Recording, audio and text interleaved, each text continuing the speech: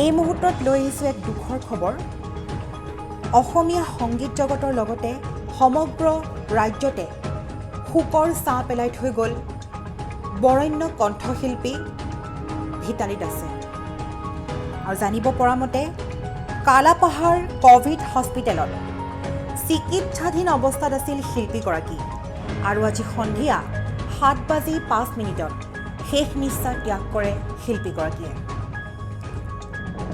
Red river টাইমছৰ ফালৰ পৰা এইগৰাকী বৰেণ্য শিল্পীক শ্ৰদ্ধাঞ্জলি জ্ঞাপন কৰা হ'ল।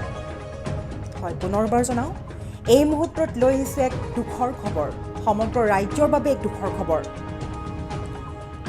সন্ধিয়া 7:05 কালাপাহাৰ ক'ভিড হস্পিটেলত আক্ৰান্ত হৈ থকা, ক'ভিডৰ সৈতে যুঁজ দি থকা শিল্পী ভিতালী দাস আৰু আমাৰ মাজত নাই। সন্ধিয়া 7:05 শেষ নিশ্বাস ত্যাগ কৰে বৰেণ্য শিল্পীগৰাকীয়ে।